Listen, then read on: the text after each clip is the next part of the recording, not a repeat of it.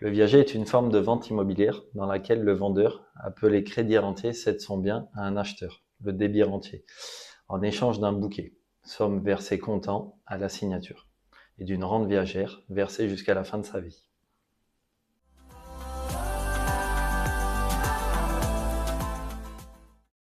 On part de la valeur vénale du bien, puis on déduit la valeur du droit d'usage et d'habitation du vendeur, selon l'âge et les barèmes de l'administration fiscale. Le reste sert à déterminer le montant du bouquet et de la rente.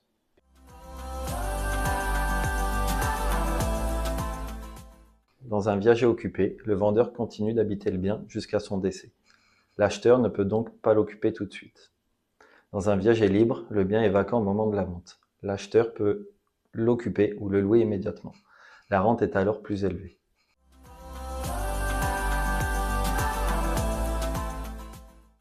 Le bouquet est la somme versée comptant la signature de l'acte. Il n'est pas obligatoire, mais très fréquent.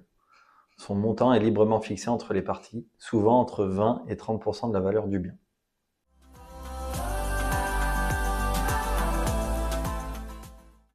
En général, le vendeur paie les charges courantes et l'entretien du bien, tandis que l'acheteur assume les gros travaux comme une toiture ou une rénovation structurelle.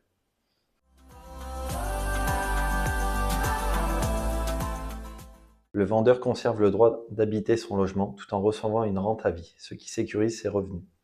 Il peut aussi optimiser sa fiscalité puisque la rente viagère bénéficie d'un abattement fiscal en fonction de l'âge.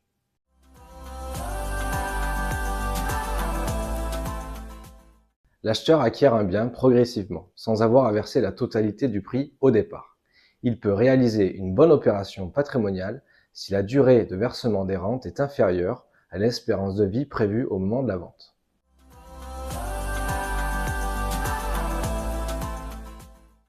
Le principal risque est que l'acheteur cesse de payer la rente. Heureusement, l'acte notarié prévoit des garanties. En cas de non-paiement, la vente peut être annulée et le bien revient au vendeur.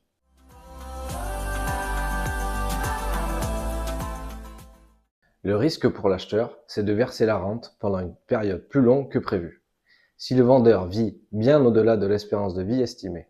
C'est le principe même du viager, une part d'aléa.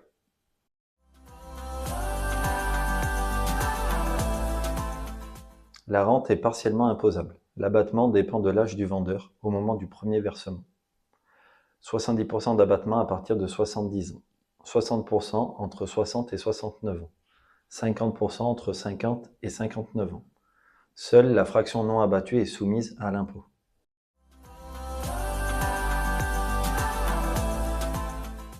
Oui, l'acheteur peut revendre le bien avant le décès du vendeur, mais le nouveau propriétaire devra continuer à verser la rente viagère dans les mêmes conditions.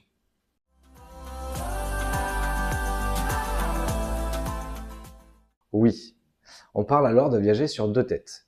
La rente est versée jusqu'au décès du dernier vivant. C'est une solution intéressante pour assurer la sécurité financière du conjoint survivant.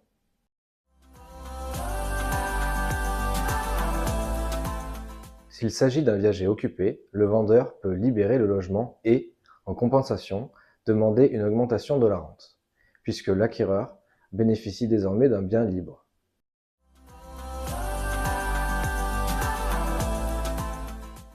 Oui, c'est ce qu'on appelle un viager sans rente ou viager occupé avec bouquet unique. L'acheteur verse une somme importante au départ et le vendeur conserve l'occupation du bien jusqu'à son décès. C'est plus simple à gérer, mais moins progressif.